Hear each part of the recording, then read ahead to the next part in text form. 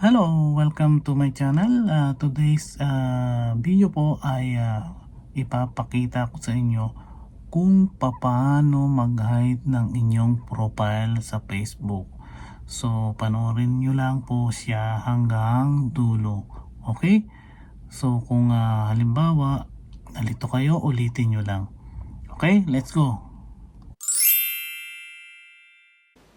Punta kayo dito sa inyong account. Kita nyo po sa may kanan. Click nyo yan. Punta kayo sa settings. Tapos, privacy checkup. Makikita nyo po itong mga ito. Dito nyo po sila i-setting. So, who can see what you share? Click nyo po yan. So, profile information, post and stories, blocking.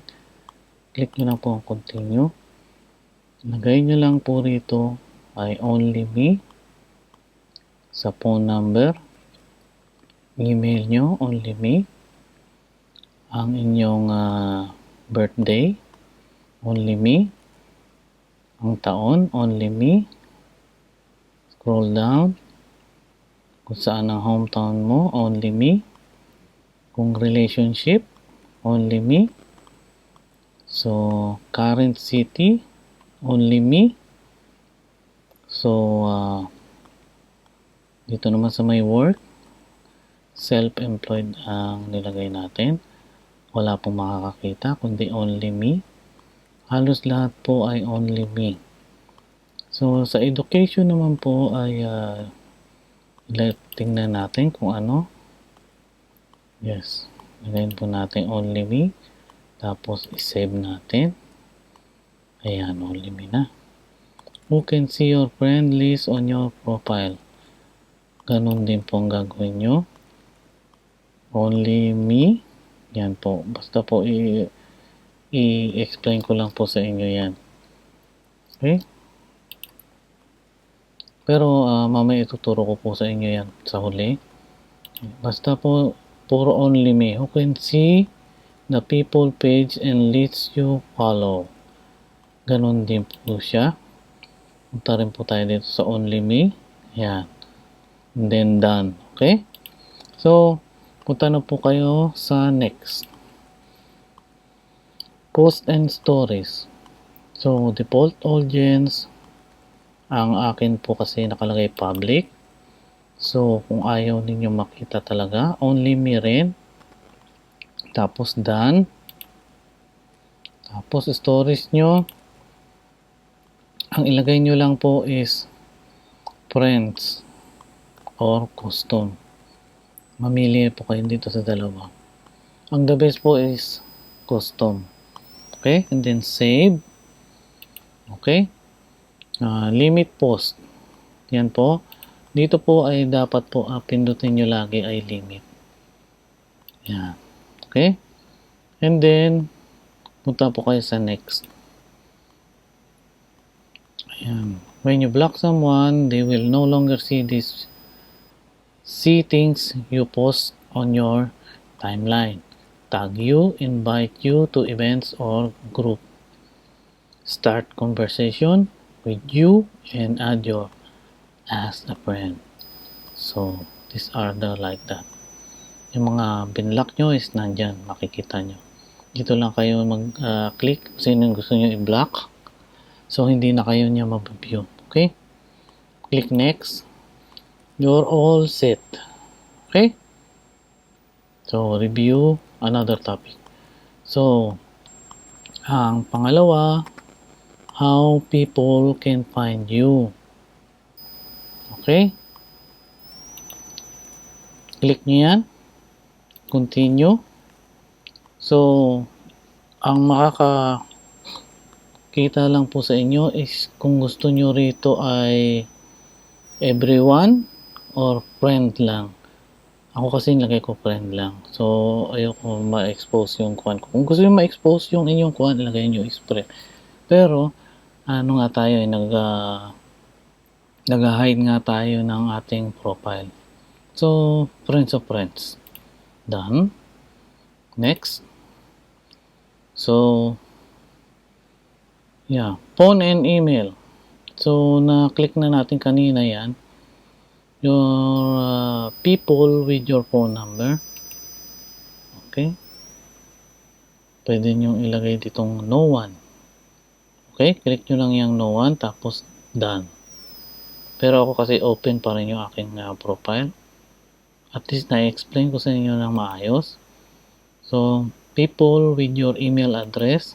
Click nyo uli yun. Lagay nyo rito, no one. And then done. Okay?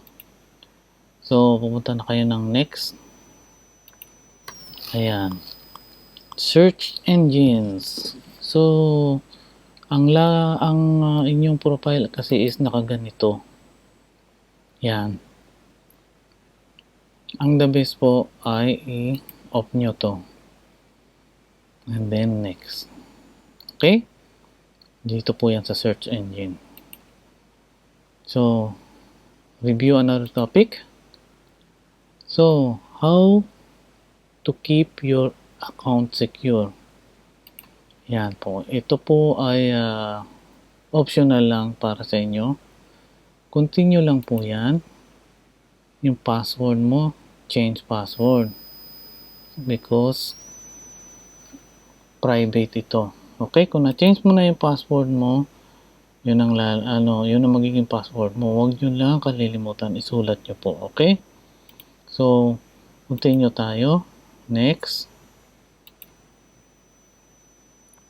Add an extra layer and or security to your account.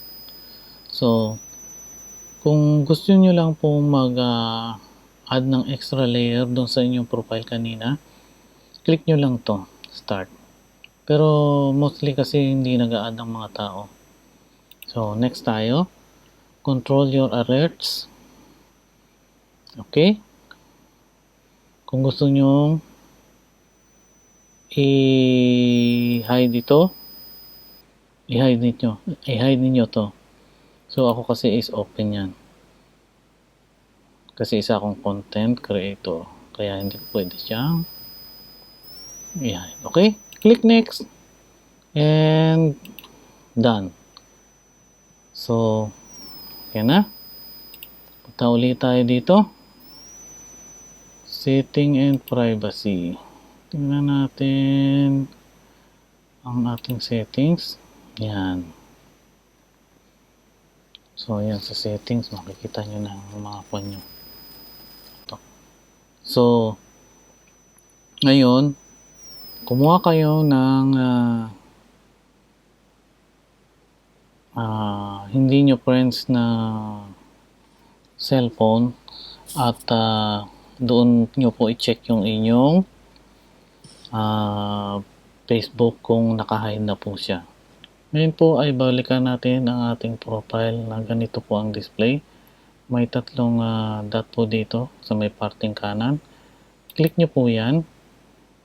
Okay? So, view as. Dito po yun. Yan.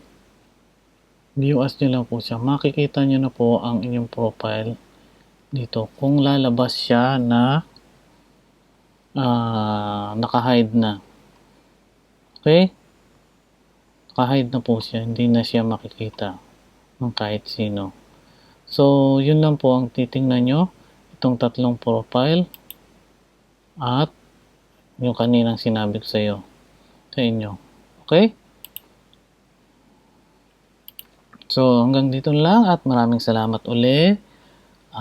Sana po ay nagustuhan nyo ang aking vlog. At sana huwag niyo po kalimutan i-subscribe ang aking channel. At God bless po sa inyong lahat.